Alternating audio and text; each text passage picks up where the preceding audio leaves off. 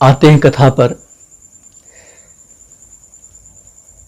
कथा इस प्रकार से है कि अयोध्या में एक बहुत बड़े संत हो गए। करीब 50 साल पहले की बात सुना रहा हूं मैं आपको। तो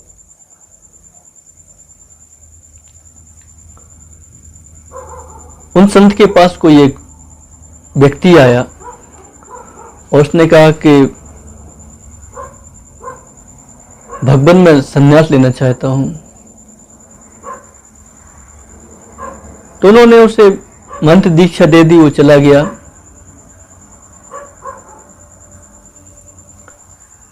छह महीने करीब हुए और वो वापस आया। तो उन संत जी ने कहा कि भैया तुम तो 6 महीने पहले आए थे, कहाँ रहे इतने दिन? तो उसने बताया कि गुरुजी, गुरुवर, मैं एकांत में चला गया था और एकांत में रह के मैंने एक सिद्धि प्राप्त की। गुरुजी बड़े प्रसन्न हुए कि सिद्धि प्राप्त की, बताइए कौन सी सिद्धि है तुम्हें आगे? तो उसने कहा मुझे ऐसी सिद्धि प्राप्त हो गई कि मैं जल में ऐसे चलता हूं जैसे थल में लोग चलते हैं। मुझे नाव की आवश्यकता नहीं पड़ती, जहाज की आवश्यकता नहीं पड़ती है, किश्ती की आवश्यकता नहीं पड़ती, मैं ऐसे ही चलता हूं पैदल। अरे दिखाएगा मुझे? हाँ बोले दिखाएंगे। कब दिखाएगा? सुबह दिखाएगा? बोले हाँ। तो गुरुजी ने पूरी अयोध्या में ढिंढोरा पिटवा दिया कि जो मेरा शिष्य 6 महीने पहले मुझसे संन्यास की दीक्षा लेके गया था, आज वो वापस आ गया है और वो जल में चलने की उसने सिद्धि प्राप्त कर ली है। आप सभी लोग 10 बजे प्रातः आइए और देखिए। दूसरा दिन हुआ, सारे लोग सरयू किनारे इकट्ठे होने लगे।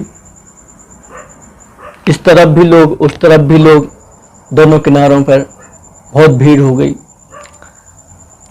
अब गुरुजी ने कहा दिखाओगे? हाँ बोले गुरुजी, मैंने आपसे कहा मैं दिखाऊंगा, मुझे वो सिद्धि प्राप्त है, मैं चलूंगा। 10 बजा, गुरुजी ने कहा हाँ तैयार? बोले हाँ तैयार। अपनी खड़ाऊ पहनी और वो ऐसे चलने लगा जैसे लोग जमीन पे चलते हैं। पानी के इस तरफ से उस तरफ चला गया, उस तरफ से इस तरफ आ गया। गुरुजी बड़े खुश, पीठ थपथपाई।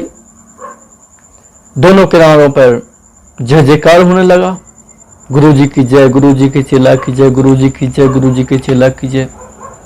गुंजायमान हो गया पूरा वातावरण वहां का। गुरुजी भी बड़े खुश, वाह बहुत अच्छा काम किया। गुरुजी ने एक नाविक को बुलाया, नाव वाले को। उसने गुरुजी ने कहा उससे कि मुझे यहाँ से उस तरफ जाना, उस तरफ से इस तरफ आना, कितना पैसा लोगे आप? तो उसने कहा महाराज जी मैं आपसे पैसा लूंगा नहीं, आप इतने सिद्ध महात्मा हैं और आपका शिष्य इतना सिद्ध है कि पानी पे पैदल चल सकता है, मैं आपसे पैसा क्यों लूं?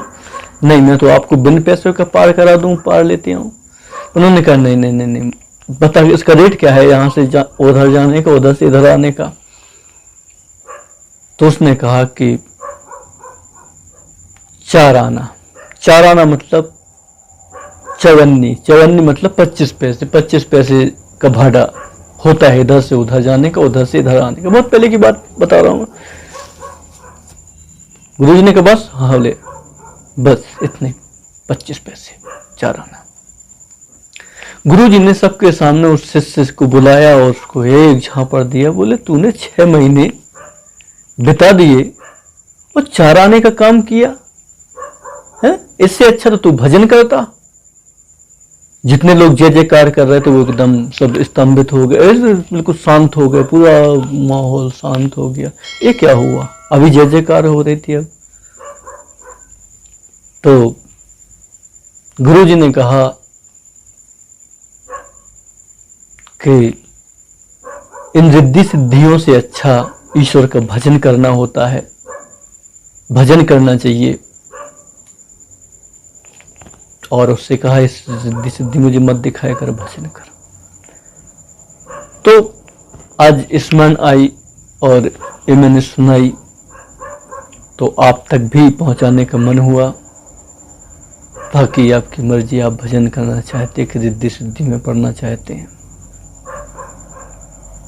जय श्री राम, जय हनुमान, ओम नमः शिवाय।